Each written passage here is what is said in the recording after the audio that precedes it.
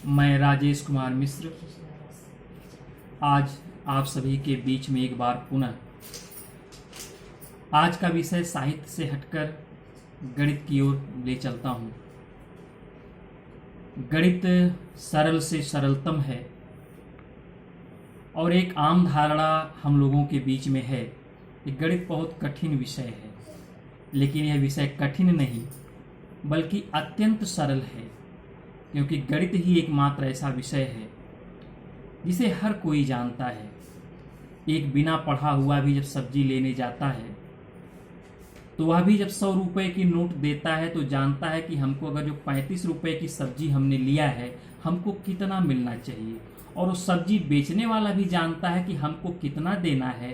35 रुपये उसको लेना है, पहले 5 रुपया वापस करेगा, 40 होगा, फिर 10 वापस करेगा, 50 होगा, और फिर 50 वापस करेगा, 100 पूरा हो जाएगा। साधारण से साधारण बात को भी साधारण से साधारण व्यक्ति जानता है। यही नहीं, हमारे पशु पक्षी भी गणित जानते हैं। एक उदाहरण लेते हैं, एक बिल्ली जो 5 से 6 बच्चे पैदा करती है और हमारे ही घरों के आसपास अपने बच्चों को रखती भी है। एक प्रयोग कीजिए, किसी दिन आप लोग उसके एक बच्चे को वहां से हटा दीजिए, बिल्ली लौट के आएगी और गिनेगी 1 2 3 4 5 और वो कहेगी बच्चे तो 6 थे, इस समय 5 ही हैं। 6 में से 5 को सब्ट्रैक्ट करेगी और तब वो समझेगी कि हाँ एक बच्चा नहीं है। उस एक बच्चे को ढूंढने के लिए निकल जाएगी।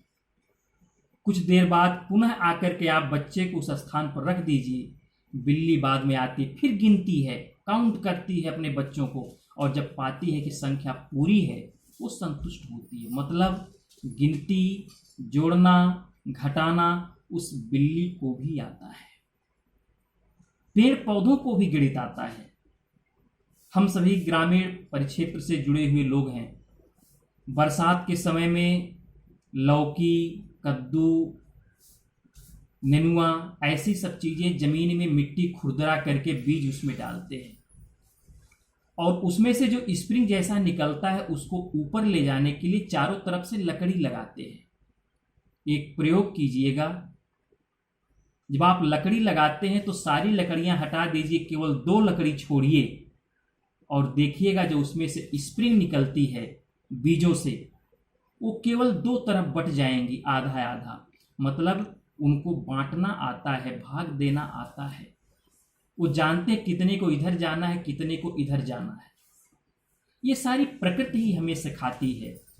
बस फर्क इतना है कि गणित किसी को कम आती है तो किसी को कम आती है। और हमारे शास्त्रों ने भी कहा है कि यथा शिखा मयूराणाम नगानाम मणयो यथा तद् वेदांग शास्त्राणाम गणितम मुहिर्न वर्तते। ये हमारा गणित साहित्य है और हमारे पूर्वजों ने इतना कुछ गणित हमको दिया है कि हमने विश्व का मार्गदर्शन किया है, हमने विश्व को शून्य दिया है, हमने विश्व को बीजगणित दिया है, हमने विश्व को त्रिकोणमिति दिया है, हमने विश्व को, कहने का तात्पर्य है पूरी की पूरी गणित हमने विश्व को दी है। हमारे ऋषि मुनि जो जंगलों में बैठते थे वे वहीं से गणित की गणनाएं करते थे और उनकी सटीक गणनाएं आज तमाम पश्चिम के विद्वानों का मार्गदर्शन, जिनके आधार पर वो अपना सिद्धांत निकालते हैं। हम सभी अपने उस गणित को, अपने उस विज्ञान को, अपना जो शास्त्र है, इनको प्रणाम करें। एक आम धारणा लोगों के बीच में थी कि यह जो पृथ्वी है इसकी परिक्रमा सूर्य करता है, लेकिन आर्यभट्ट ने कहा नहीं, ये गलत है। सूर्य नहीं परिक्रमा करता है बल्कि पृथ्वी परिक्रमा करती है। सूर्य तो स्थिर भी है। और उन्होंने लिखा कि अनुलोम गतिर्नौस्थः पथ्यत चलम विलोमगत यदवत अचलानि भानि तदोत्सम पश्चिम गानि लंकायाम। ये हमारे पूर्वज थे जिन्होंने हमारा गणित और हमारे विज्ञान को इतना उच्चतम शिखर पर पहुंचाया। गणित के कुछ ऐसे ही बातों के साथ, कुछ ऐसे ही सूत्रों के साथ हम बार बार आपसे मिलते रहेंगे। बहुत बहुत धन्यवाद।